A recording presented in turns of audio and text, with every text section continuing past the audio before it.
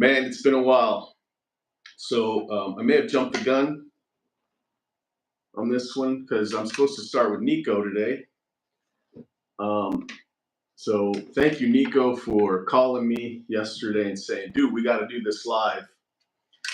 Thing is, today I texted him and I'm on my way here setting up and I haven't heard from him. So I thought, you know what? I do need to go. I don't know if I need to cut it short today, but I do need to leave earlier than normal. So with that said, I'm gonna start this live, and if Nico hops on, great. If not, I'm just gonna kind of give you a little rundown. I hope that I don't start with the rundown and then Nico shows up and then I've got to repeat everything I said. So what's everybody up to? Um, let's see. Good morning, Cameron. Yeah, man. Hope you've been having a great year, dude. I wish I didn't even check when the last live was, but I mean, I have to think it's been at least 2 months. And a lot has happened since then. I got a lot of good stuff happening, guys. Money wise, work wise, labor wise, employee wise, all that kind of stuff. Good to see you too, Cameron, or at least hear from you. But I've got some. I'm having like I want to say the best year I've ever had, but I have this drama going on around me with the shop and my landlord. So I can't really go into it. But all I can say is me and my lawyer are going. Basically, my lawyer's my best friend all of a sudden because I talk to him every day. And anyway, it's really nice to know that somebody's got my back like that. And so, yeah, there's some drama with the shop. All good though. Worst case scenario, I'm not going to die.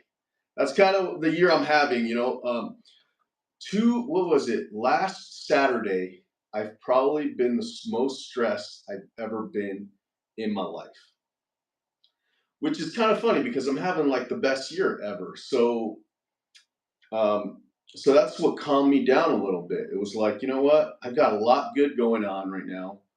And the bad things that are happening aren't really anything that are going to affect me. There's one that could affect me, but not too bad. Or at least I'll have time to get my footing if anything goes bad with that. Now, one of the things is my shop.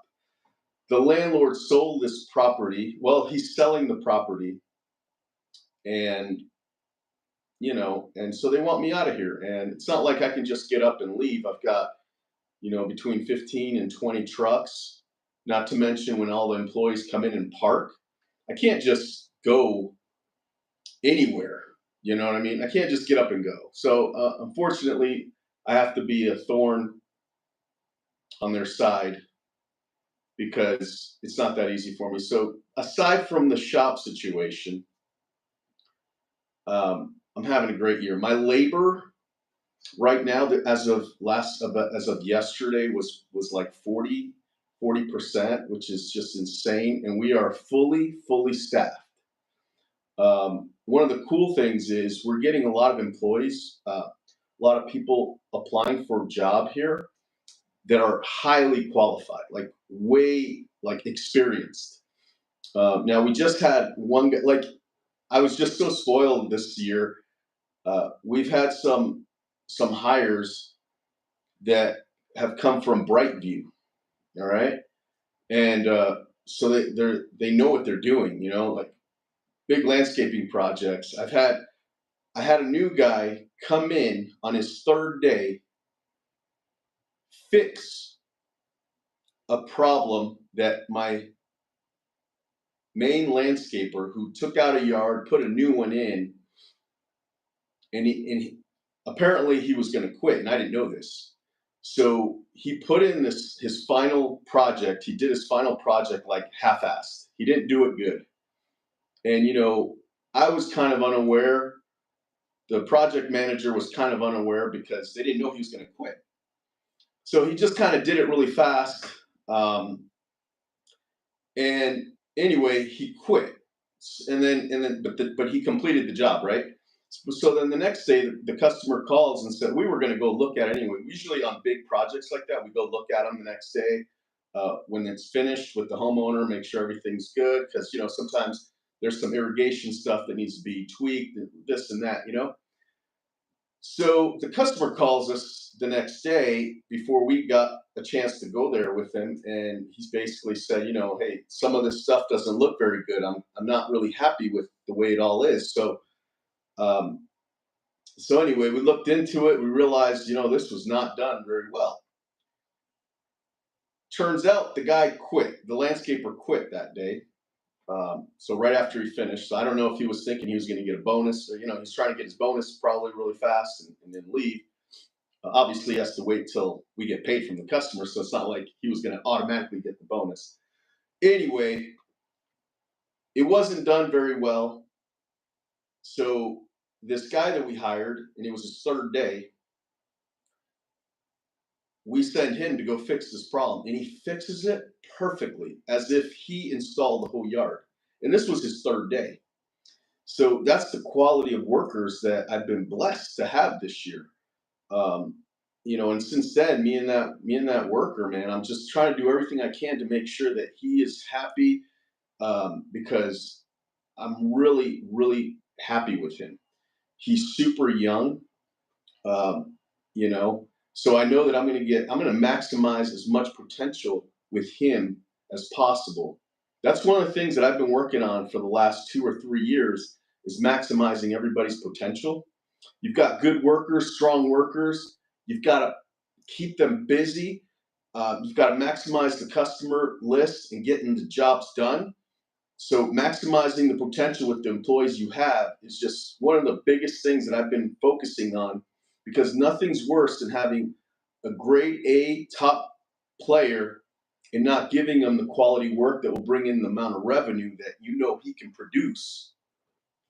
What's up, Jeff? So right now that's kind of my focus, and so he's also brought in, or he's got some friends that he wants to work here. We're completely full, but we've got some employees that I've been interviewing with, because if they've got like a ton of experience, I want to meet them. You know. Now, with that said, we were short. I wouldn't say we were like super short, but we were short a mow guy, right? So that we can do like first time mows, and also just try and get everybody to have a smaller list, because right now, well, probably 3 or 4 weeks ago, we had guys that were doing 20, 22 lawns a day, and that's too many for quality purposes. You know what I mean? And we're one man crews, so it's a lot. So I want to keep them down to like 15 at the most, 15 lawns each at the most. So anyway, I've been getting these top tier employees coming in, and I kind of dropped the ball because this one guy comes in. He was actually referred to by uh, one of my longer term employees. So I kind of dropped my guard a little bit, but I let him. He basically said, "Dude, I know what I'm doing. I know how to mow lawns. And if I don't do a really good job, I will quit on my own. You don't even need to fire me. I'll quit." So with all that said, and then we had him work with one of the employees, and then we followed up with the employee and said, "Hey, did he do a good job?" He's like, "Yeah, he's good to go. He can mow lawns. Yeah, he can mow lawns by himself. Yes, he's ready to go." Okay. We didn't send him yet. We sent him with another worker like 2 days later, and the other worker said the same thing. "Oh yeah, he's good. This guy's good." So what do? I drop the ball. I send him out on a route on his own. Gave him a grandstand, gave him a mower, the whole setup, right? Like we do with everybody. Well, it turns out he didn't know how to use a grandstand. So the guys that he was working with didn't have him use the grandstand. They just kind of let him mow or trim or whatever, just as a helper. And he did a great job, but he never used the grandstand. And with me, he was telling me he knew how to use the grandstand. Well, it turns out and not only that, he didn't really know how to use an app. He didn't know how to use Service Autopilot app very well, which I get it. Sometimes people don't know, but I teach them the basics at the shop and say, look, this is your list, and this is how you get to the next job. It's pretty simple stuff. I don't teach them how to read notes and all that stuff. I'm just like, look, just just follow the list today, and that's all you need to do. Well, he gets to his first house, and he doesn't know how to use a grandstand, so he rolls it off the damn ramp. You know what I mean? So it tips over, it flips all the way over, and so now it has some problems that we fixed and everything, but that was me dropping the ball. Normally, somebody who says they know how to mow, I will have them turn on the grandstand, drive around the shop, maybe on the street, back and forth, and then go up the ramp and down the ramp on the truck. I didn't do that this time because he just kind of snuck in there, with all talk, and then he was referred by an employee, and he actually went with two employees, and he did a good job, but he didn't use the grandstand. So that was my bad. Me and Jose kind of got into it a little bit. Basically, not too bad, other than just like, dude, when you have a new guy, don't let him take somebody else's grandstand, because now, if he messes it up, the mower, who's normally that grandstand is going to be pissed, and then we've got to deal with that. So anyway, that's been my last week or whatever, but nothing too bad. Um, what else? Uh, we've tried new things this year. We've tried going virtual with answering the phone. Um, that hasn't worked out like I wanted to, but I will say, trial and error. You learn things, and you kind of make adjustments from there. But I will say, the one awesome thing about this year is the fact that there's a chance that I do need to, like, my mind has opened up that I need to buy a shop. Okay, not just rent one. I need to buy one, because there's a lot of customizing to the yard that we need for our business. So, and I can't really do that if I'm renting a place, or at least make a significant investment into a place that's not mine. You know what I mean? So I need to buy a place, and with that, I'll be able to, to build on it. Invest, make purchases that are going to be there long term, and it's going to be my shop. So because of this whole lease situation, I'm really happy that I've learned so much. I mean, I've had bankers here at the shop come in here, look through my books. Bankers, right? This isn't like bookkeepers. This is the bank who makes loan decisions. Look at my stuff and kind of educate me on what I need to do in order to maximize the most loan, uh, for to get a shop, right? Because and the reason why I really appreciate that is because I don't just want, like, a small place. I want like a big shop. Like, if I could find something that's an acre or bigger, that'd be amazing. You know, I can't get something that's like half an acre. I know that it's too small. Or sorry, half acre will be okay. A quarter acre is too small. Half acre is like the smallest I could probably get away with, and there definitely has to be parking, um, really good parking on top of the yard. Like, aside from the yard, I need good parking visibility to get in and out, both for the office staff, customers, and you know what I mean. It's just, there's a lot, and if I know if what I got to do to get the most loan, I could look for a place that's way better than this, or I can buy this place. Although I'm having problems with the landlord, he's probably not going to sell it to me anymore. But maybe he will. Who knows? How much do you usually start someone out with no experience? Hey, Jeff. So basically, with no experience, I start out at 18. $18 an hour. Um, And I tell them right away, like, hey man, you start at 18, but if you show me that you can, as soon as you're ready to go off on your own, I will bump you up to 20 immediately. But you have to go out on your own, and I have to have a truck to do that. Um, so I let them know those kind of things, you know. So I say, you start at 18 today, but if you really do know what you say you do, and you can trim, you can use all the mowers, you can do everything, or whatever it is that they're doing, you'll have 20 by your first paycheck. But if not, you'll be at 18 until you can do those things. So that works really well. And then with the sprinkler guys, it's the same thing. They start at 18, but they have a list, right? So like if you really do know how to install a timer and set it up, you'll be at 20 tomorrow. So as soon as you do that job or sell that job or whatever, as soon as you do that, you get a raise. As soon as you fix a pipe repair, you get 21.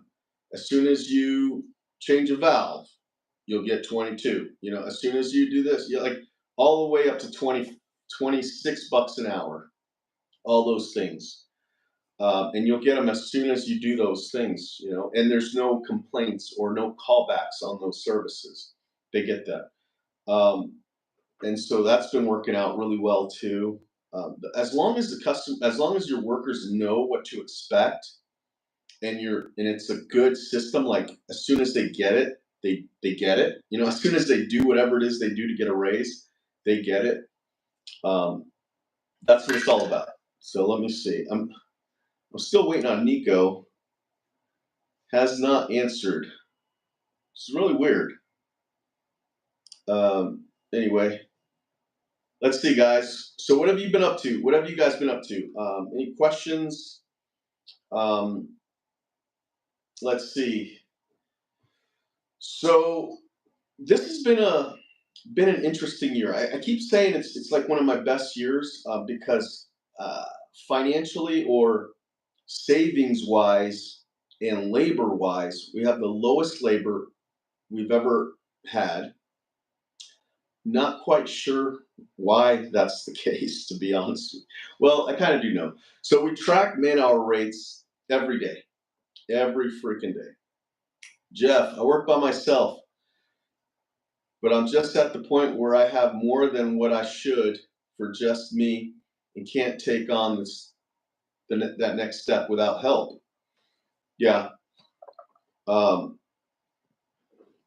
let's see. I, I don't know if I can give awesome advice on one man like operation because I don't, I, I'm kind of built more for like delegating work, you know, for sending people out. But I do like, you know, when I first started, obviously I was by myself, but I still had help relatively early. Um, yeah, I think you need to hire somebody that's with you to just help you. And as soon as and teach them how to do everything, use the grandstand. I mean, everything or whatever the hardest equipment you use, I would teach them how to do it. And then and as soon as you got to break off some and have them do one man crews. I mean, look, you were pretty much doing it by yourself too, so it's not that crazy to think somebody else can mow lawns by themselves if that's what you're doing. Um, and just teach them how to do it the way you do it. And you got to take that leap. You know, um, that's a good step to do. That's good because that'll alleviate you. I mean, at some point, you know, I think about that all the time. I mean, at some point, this business has to run without me, like without me at all. Right now, all the jobs get done without me. So yesterday, Saturday, we had one of our garden guys on Friday evening, so it was like 6 o'clock. He cut a drip line, super easy fix, right? So the garden worker told the office, and then the office, you know, sent it to me because it was kind of late, and obviously the sprinkler guys are off that night and then the next day and today. So they just sent it to me to go, hey, this happened. So here you go. It's your problem. Talk to you later. At some point, somebody needs to be dealing with that and not me, but I'm here, so I dealt with it. But the next morning, which was yesterday morning, that evening, Friday evening, I called the sprinkler tech and said, "Hey man, you've got to come in and do this really simple thing. It's 5 minutes. Can you help me out and do it?" It's like, "Yeah, of course." So he comes in on Saturday and does it, knocks it out. Yes, I paid for that labor. So I probably paid for 2 hours of a sprinkler tech to go fix something that was super easy and go home. Yes, I did that. Could I have done that myself? Yes. I mean, it was seriously one of those like black spaghetti hoses that go from the garden tube to the plant. That was cut. So I mean, it's the easiest fix there is. But I'm just so wired to have the workers do that they don't even question it. They just go, "Yeah, I'll do it." Like they don't say, "Can't you do it?" No, it's like, "Yeah, I'll go do it." Like you got to get to that point because you're going to have other things you got to deal with. Maybe you don't. I don't know. But at some point, I would assume that you're going to want to go on vacation, at some point. And you got to have the guys, you got to have your workers do the jobs without you. So I would definitely try to hire somebody to go with you and then hire somebody with a driver's license, hire somebody that you think can do what you're gonna teach them how to do. And if right off the gate you don't think they have that ability, or they don't have a driver's license, or they've got whatever, don't hire them. Hire somebody who's going to want to take over your jobs. That would be my recommendation. I don't know if that's what you were looking for, Jeff, but that's kind of what I think about when I hear that question or hear what you said. How much percentage do you save for taxes for each yard? And actually, there's something in the way, so I don't really know if that says taxes, but I'm assuming. Well, I I don't really save for taxes. I just kind of it's in my profit. I just kind of save my profit, and and then at the end of the year, I worry about that kind of at the end of the year, because like right now, okay, so that's what I do, and I'll keep going into that, Alfredo. But I've been taught by peers in my industry that are bigger than me, or the same size, or just are way more financially responsible than me, to save 15% of every job, right? Or not of every job, but 15% of kind of a profit, right? I'm not really I'm not the best financial person with that kind of stuff, but somewhere after you know, 15% is a lot. You wouldn't want to take that off the top, so there has to be like 15% out of like your profit savings account or something like that is what you're supposed to do. And then at the end of the year or every quarter, you either pay it to the IRS with your accountant so that they know what's going on, or you save it, and then at the end of the year you strategize. So you go, okay, this is how much taxes we're going to owe if we file taxes right now. But if we buy a truck, or if we do this, or if we do that, um, we won't have to pay that much. We'll pay. So you'll have to deal with a tax person, but um, that's kind of what I do, because like right now from January 1st to now, I think I owe somewhere around $25,000 if I were to right now. That's how much I'd have to pay right now because of the revenue that we've done already. So instead of like saving, I have that much money. But it's tied up in my profit, right? So if I want, I could pull it from my profit and pay it right now, or I can kind of just keep holding on to it and strategize with my accountant. He thinks it's a good idea to take the money out right now, pay it And then at the end of the year, well, if we do decide to strategize in a way where we're gonna like buy trucks or something, then we'll get a rebate back. We'll get a rebate check, because of what we've already paid. He likes that idea. I don't. I just like having the money in the account. If you're going to pay it anywhere, why not just save it? That's the way I look at it. But the way he looks at it is like it just won't be a big bill at the end of the year. But hey, I'm not the tax guy to talk to because I'm just crazy with money. I've always been that way. Um, I'm really good at saving money, but I'm not good at saving it for taxes or spending it wisely. But I'm really good at saving money. So I don't know if that makes sense, but that's kind of where I'm at with that. But I mean, I guess that would be a really good question. I'm just not very good at that kind of stuff. Right now, for last year, I owe quite a hefty tax bill for last year. So what we've done is we filed an extension, so I don't have to pay it until October.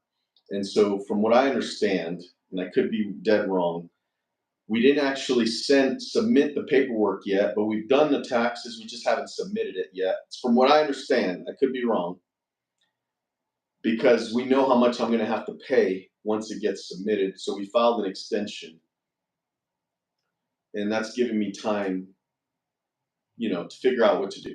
Right? Obviously, I've got to pay it, and I plan on it, but no problem.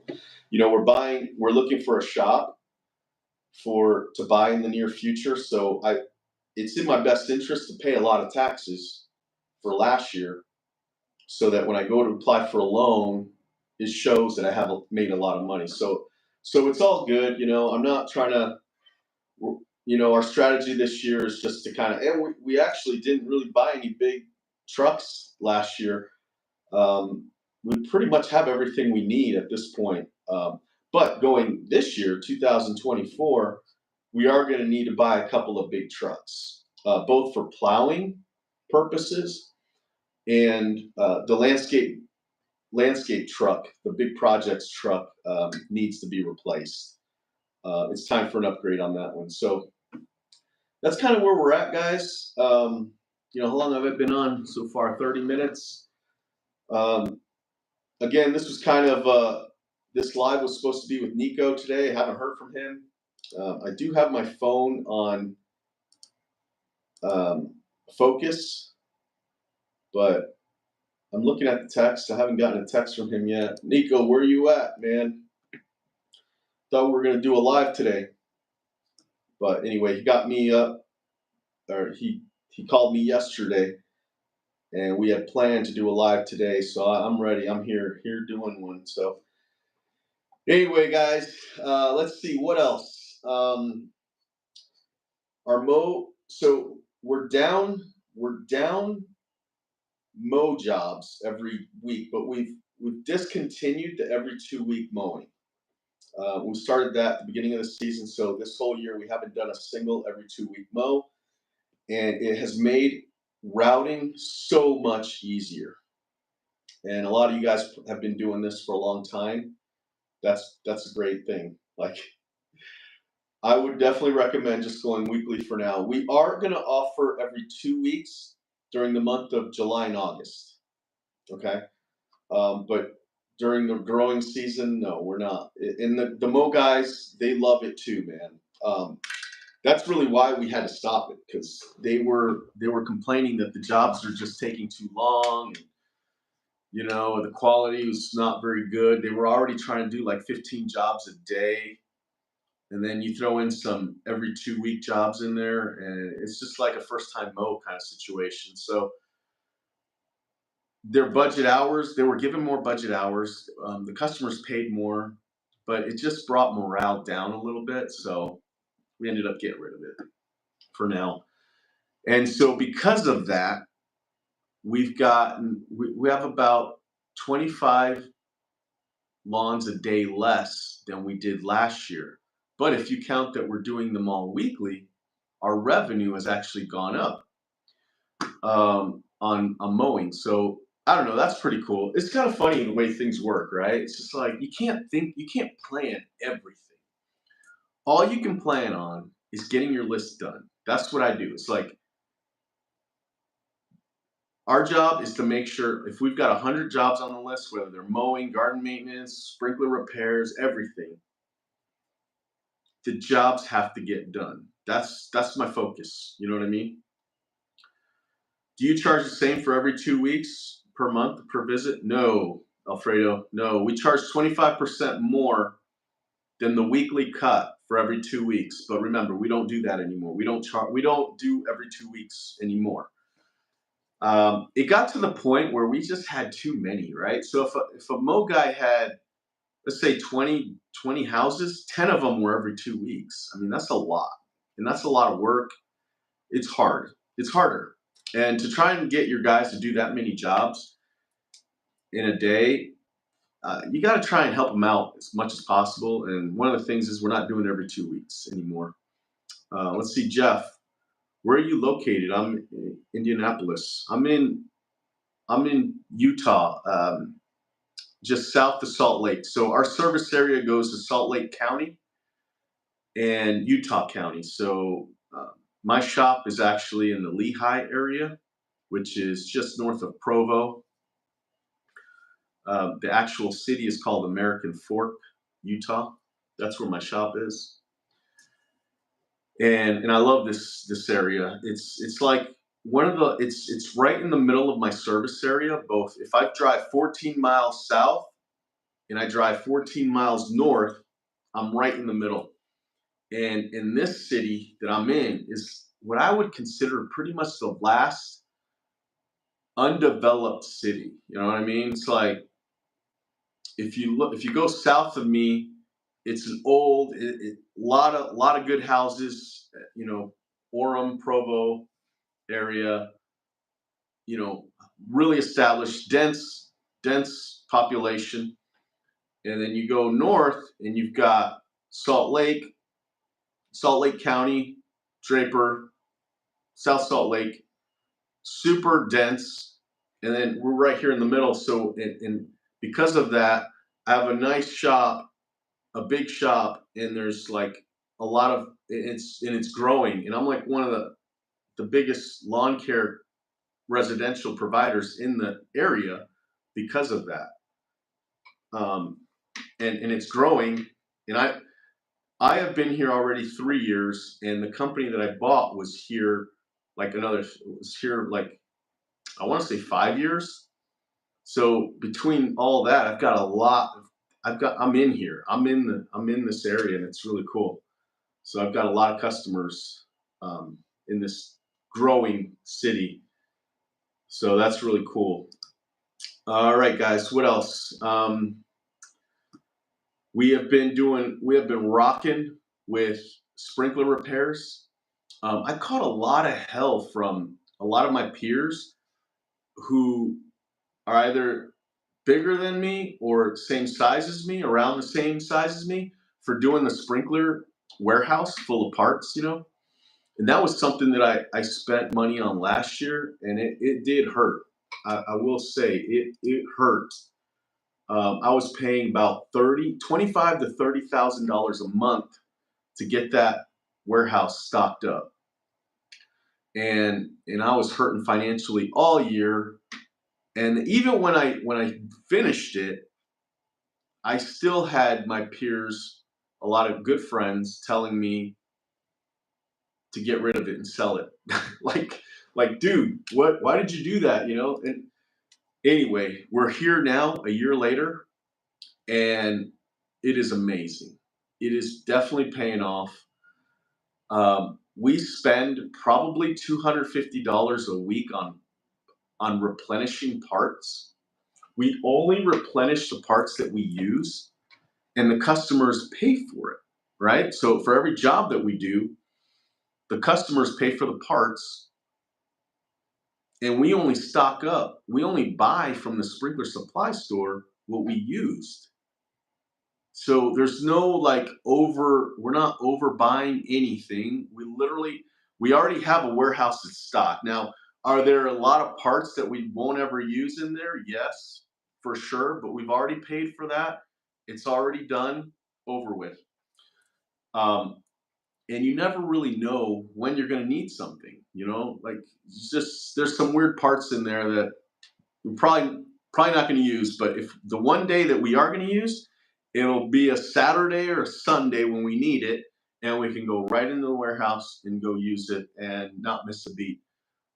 We can with confidence tell our customers that we have a fully stocked technician with the truck who's going to go to your property, and they won't need to leave for parts. Now, have they left for parts? Yes, they have. They've gone to the store because they're closer to, if they've done a lot of valves that day and they're close to the supply store rather than coming back to the shop, go to the supply store, get more valves, spend money on it. I don't care. It's good. It's all good. I'd rather do that than have them drive all the way back to the shop just for valves and then drive all the way back. So with that said, we still buy parts, but honestly, we actually did the math because somebody was asking, and so we looked into it, how much money we're spending every week on part. It was the banker. The banker came and was asking because one of the big things he was trying to help us figure out was if we've spent that much money on the sprinkler warehouse, they're going to try and consider it as an investment for our company, but they wanted to know what that maintenance is, upkeep, so that they can kind of factor in whatever their calculations is for how much we're spending on the sprinkler division. And it came out to $250 a week. That's nothing. You know what I mean? At the beginning of the year, so in March, we did make a big purchase, like two big purchases that probably came out to about $10,000. Um, you know, those were things that we just didn't really get last year. I kept saying, no, let's hold off, let's hold off. And now, when the year started, the warehouse manager said, hey, I really want to get those things. Can we do it? And I said, yeah, let's get it out of the way. And we did. And that was in March. And now we're here in it's almost June, guys. Can you believe that? It's almost June. So the year goes by so fast, so fast. Um, and anyway, I think the warehouse has been an awesome investment. The one thing that I'm kind of worried about is the warehouse upkeep, like the long-term maintenance of that, which is basically requires somebody to be there every day, counting things, looking at the invoices, looking at the parts reports and what was used the day before, and even so. Basically, what I'm saying is my warehouse manager is crucial to making sure that stays functioning. You know, if and the thing is, it's not one of those positions where I can actually have like two or three, or at least just two warehouse managers. Really, it can afford just one. We've got four techs. One of them's part time.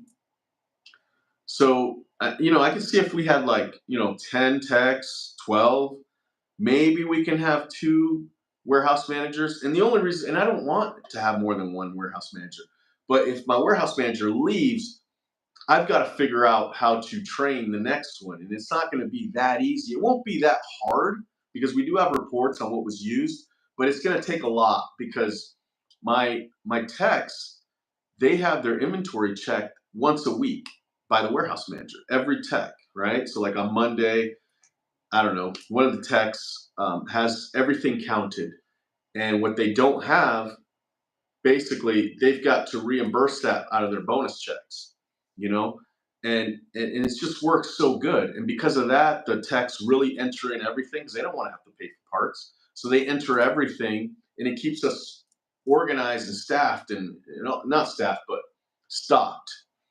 Whereas if we didn't have a warehouse manager, those kind of things might lag, right? You got a tech that goes, oh, there's no warehouse manager checking me, so I don't have to like focus on entering every part right now because nobody's there to catch me. Nobody's there. Like, and this isn't saying that the techs steal or give away too much stuff. It's just You know how it is. If there's nobody watching over you, you know nobody's going to watch you. You're not going to do 100%. You're going to do 90, 95. In that little 10, 5% that was missed, guess who's paying for that? The company or you know? So, all right, guys, how about giving me another question here so I can talk about something. Otherwise, it's already been 40 minutes. Um, and I just want to let you know I'm still alive. I'm all good here. Hopefully, you guys are doing great too. Um, okay, so let me talk real quick about the virtual offices that I hired this year because you know the issue. Those of you that have office people, you know the issue. Sometimes, no matter how good your office person is, they're going to get sick. You know, once a month, once a week, once every 2 months, they're going to call off one day. And that one day, it's going to be crazy. Nobody, your office person knows how to do things, knows how to set things up, knows what to do. And then you've got to figure it out. You've got to text, hey, this customer said they did this. Did you say that to them? Who knows? The possibilities are just so many. So what I wanted to do was hire a company to answer all my calls so that I don't have to worry about anybody calling off. I don't have to worry about them quitting in the middle of the season. I just wanted to hire a company to do all that. So I did that. And I gotta say, I had a pretty positive experience. You know what I mean? The problem is there wasn't anybody dedicated to my company, right? So like I think that would have made a big difference. So right now, so the way it was like customers would call the company from the website or from online somewhere, and the virtual company would answer it as if they work here, right? So say, Lawn Thumbs, how can I help you? And then they'd say, yeah, do you guys mow lawns? Yes, we do. Do you guys prune shrubs? Yes, we do. Let me send you over a quote. So then the virtual company would send them a quote and say, this is how much it would be for mowing. We have a first time mow visit price. It's $75 per man per hour plus a drive fee for that first visit. After that, it's just a flat, $56.97. Basically, they would measure the property and they would send those estimates out. And that was great. The problem is if the customer said, hey, so um, can you guys, do this? Can you guys raise the deck up an inch when you mow or something, anything? The virtual company would send a message to us and say, hey, the customer's asking if you could raise a deck 3 inches. And then we'd have to call the customer, or we can reply to that virtual company and say, hey, tell them, yeah, we can raise it. And then we got to pay that company to call the customer and say, yeah, you can raise it or whatever. You know what I mean? It got to where it's like we still needed somebody in the office to answer all the questions that the virtual company was asking. Um, Whether the virtual company call them back or just for next time somebody asks a question, somebody had to be here to answer those questions, and the questions never ended. They just kept coming. Every 5 minutes there was a new question, especially during the busy season. And so me and Rachel were like, unfortunately, there always has to be somebody here. Even if we're paying all this money for these virtual companies to answer all these questions and talk to all these customers, we still need to be here. Like somebody needs to be here. And between me and Rachel, I have to go get parts. I have to go buy equipment. I have to go interview new hires. I have to go in the yard. Somebody's flat tire happened. I'm always kind of going in and out just with some of the things that I have to do. And Rachel, she has to go out of the shop sometimes to deal with big projects that she has to go deal with the workers and, let them know, hey, this is what you're supposed to do at this giant project, or do a walkthrough with a customer who's having an issue with something. So Rachel deals with the customers and I deal with the workers, right? And so one of us, between the two of us, one of us always has to be here. And truthfully, we both need to be able to leave whenever we need to. So we needed another office person in here. And that was our rule anyway. We weren't going to hire anybody this year until we felt the pain, you know? Like, we're not just going to hire just because we want to have the best, smoothest company on the planet. No, we're going to hire because we feel a pain. And that's when we're going to pay for somebody so that we can be as lean as possible and save money this year because we're trying to buy a shop. So we're trying to save money. So we realized we need to hire an office person. Let's see, Alfredo, do you have CRM for the jobs and another one only for payments or invoices? I'm not sure what you mean by CRM, like software. We have Service Autopilot for mowing, and we do billing in that. So to answer your question, we don't use QuickBooks for invoicing if that's what you're asking. And I don't know if that's what you're asking, but we don't do that. We use Service Autopilot for all the yard stuff. So garden maintenance, mowing, landscaping. Yeah, software. And then we use Service Titan for sprinkler. Anything to do with sprinklers, we use Service Titan. So Service Titan, we bill sprinklers in that. We dispatch sprinklers in that. So when we get a customer that calls and says, "Hey, do you guys do mowing, garden maintenance, and sprinkler repairs?" We say, "Yes, we do. So let me sign you up." So we go into Service Autopilot, measure their property for mowing, and we say, "Hey, this is how much it would be for mowing, blah blah blah." And then I've also got an estimator going out to do your shrub pruning. They'll get you a quote as soon as you get back with that. And then for sprinklers, unfortunately, we do have another software, so I'm going to have to get into your information again real quick. But the reason is because we want to keep up with the warranties on whatever parts we install. We want to keep track of the parts, and we also have to have it so the techs can give you an estimate when they're on property with you. So then we have to enter in their information again there. So it is kind of a pain, but it's actually pretty smooth. And once they're in the systems, it's smooth sailing. It's so easy and good, and it works perfect. Service Titan works great for the sprinkler techs. It is expensive. So right now, Service Autopilot, I'm paying $1,000 a month with all the techs that are on that software and the office people. And in Service Titan, I'm paying $2,000. So basically, between the two softwares, we're paying $3,000 a month. During the slow season, obviously that drops to about half. So I'm trying to keep I look at the overall fixed overhead bills overall.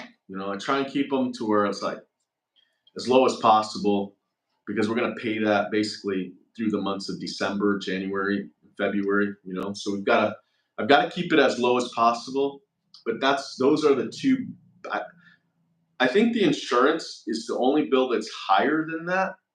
My healthcare bill is actually cheaper than the two software companies. So between the software company, health insurance, because we pay 100% of the premiums for the workers that are on that. So between the software, health insurance, and the auto and liability insurance, we're at about $6,000 to $7,000 just with those three things. And it might even be a little bit more, like 8 to 9. So anyway, yeah, I mean, software is definitely important to run a business, operation wise, efficiently, and things like that. But anyway, thanks for the question, guys. I think I'm pretty much going to stay on for about 10 more minutes. I will say that if Nico comes on, I'll stay a little bit longer.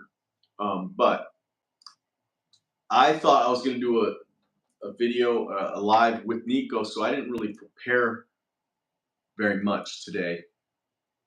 I'm just kind of winging it and hoping I can get some questions or talk about things that that have been working for me this year. And again, talking about the virtual assistant. So what happened was we realized, okay, we need somebody to help us out. So I put an ad out there for an office person. And we were interviewing. We're being really picky this year. Like we interviewed so many people for all the different positions, and for the office, I kept we kept interviewing until we were like, okay, we found somebody, and we found someone at the time that we thought we were going to hire. In fact, I said to her while we were interviewing with, and Rachel, my GM, was with me too, and I said, hey, if we didn't have other commitments to interview other people, I'd hire you right now. But we do need to, we owe it to everybody that have scheduled an appointment to meet with them. But if everything, if nobody blows us out of the water, we will hire you, you know? And so, and Rachel was like, I agree. We would hire you right now. If we didn't have any more interviews, we'd hire you right now. So we said, just hang tight. We'll get back to you after we interview everybody. So we were interviewing people, and then we were down to the last one. In fact, this was a new one. So we had interviewed everybody, and we were trying to get a hold of this person that we said we were going to hire, and she didn't answer. Right. So we left a message, but we didn't commit either because I wanted to talk to her in person. I wanted to ask her some last minute questions like, if you had to work Saturday, would you be able to? On a random weekend, would you help out if somebody needed you? If we needed you to work. So I wanted to ask her some of those last minute questions before we said yes, so that she kind of knew that that might be a possibility. Nothing's worse than hiring somebody than them doing something they didn't think they got hired to do.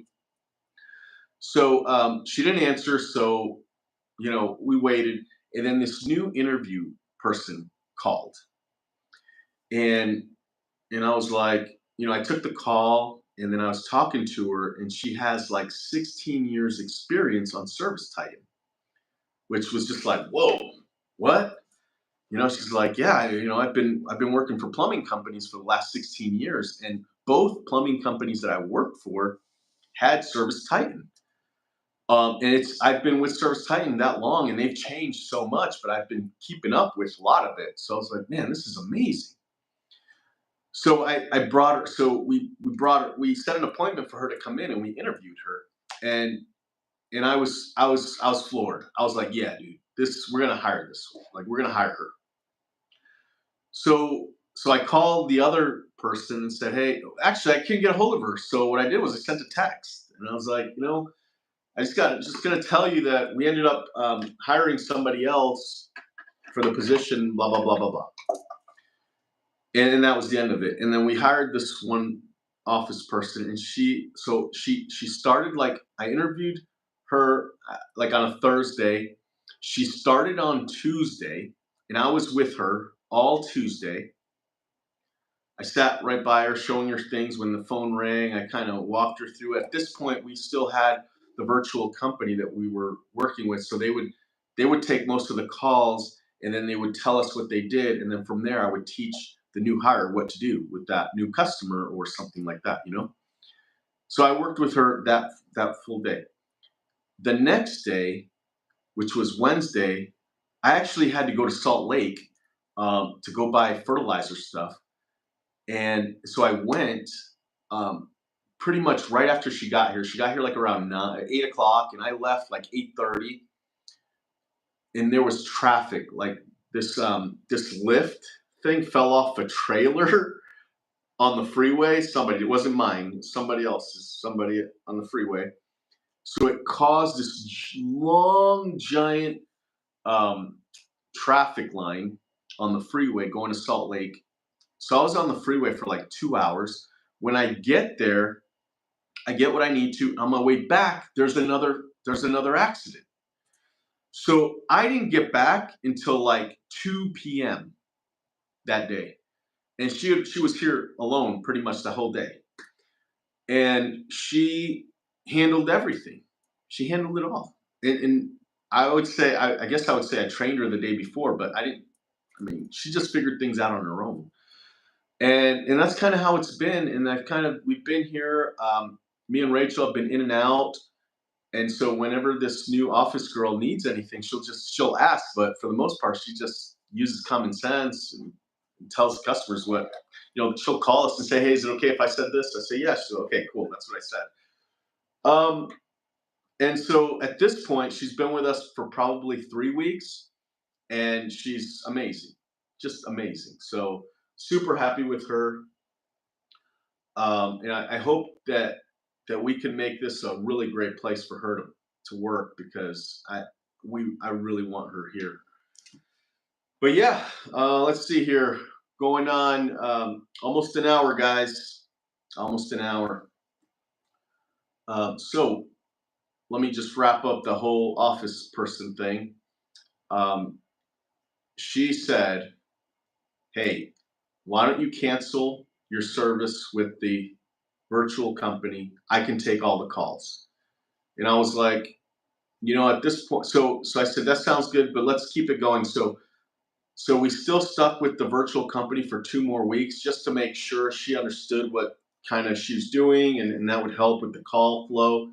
And then on a Monday we said, all right.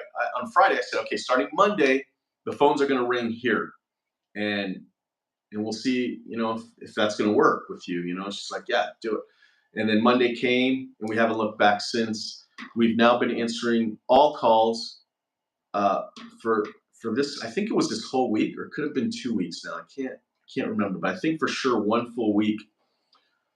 Um, and it hasn't been an issue at all. So we're gonna get our final bill, I think, from the virtual company on Monday. By the way, it's great company, like great.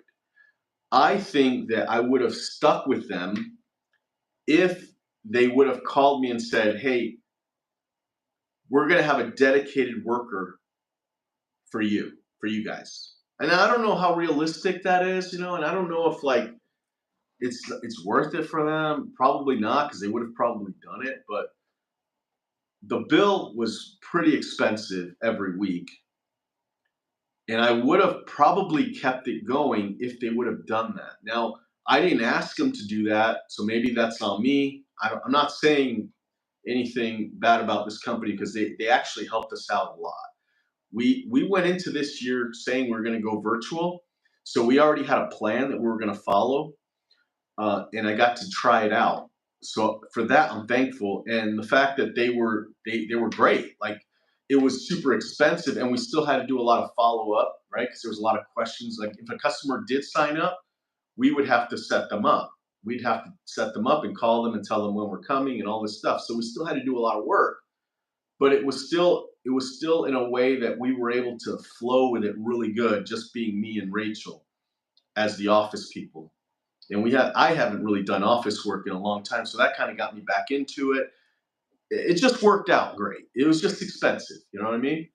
And we needed to hire another person, which is what all this experience of this year taught us, right? Because I said, we're going to try it. Let's see what how that's going to work. And now that we have the office person, now we know that this is the way to go. Like, we know it now. We don't have to think, hey, what if we go virtual next year? What if we do, like, no. Now we just need to have an office person, and really we just need one.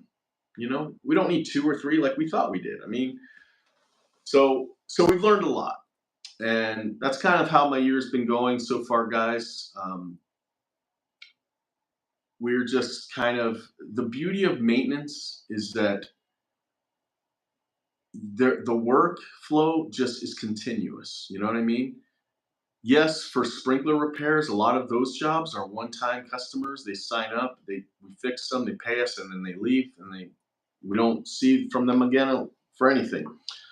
But for the other services that we do, garden maintenance, even the garden cleanups, the mowing, those customers stick around. So this is a really good business if, for that kind of residual income, where it's like every week it's kind of like you guys are still kind of going, and it's the same customers, but it keeps you going. Just got to do a good job, make sure your quality's up there. That's one thing that's probably next on our fantasy list, is to hire a quality control person. I have an ops manager who's supposed to do that, but he's so busy doing other things that, the quality control hasn't been in full of force. Um, when a customer calls and complains, that's when we kind of look into it, and that's when we look at the workers who are getting the complaints. But the ones that don't get complaints, we kind of just kind of trust that everything's going okay, because customers, they love to tell on their workers. They just do. So I'm not too worried about that. But all right, guys, let me check the text one more time. Nico did not answer still, and I could be wrong. It could be that because I've got. I'm going to take focus off and see if that changes anything. Let's see. Nope, Nico still hasn't gotten back to me. So, all right, guys, I'm going to head out here. Let me just say bye to Cameron, Jeff, and Alfredo. Thanks for the question, guys. I really appreciate your time. Um, Hope you guys have a great week. And I will probably be back on next week or sometime in between with Nico, who's really good at asking a lot of questions and keeping the flow going. But also, I want to say that we hit the 5,000 subscriber mark. I think that's pretty cool. I didn't look at it until this morning when I was signing on, and I saw 5,000 subscribers. So thank you guys. Appreciate that. All right, guys. Talk to you later.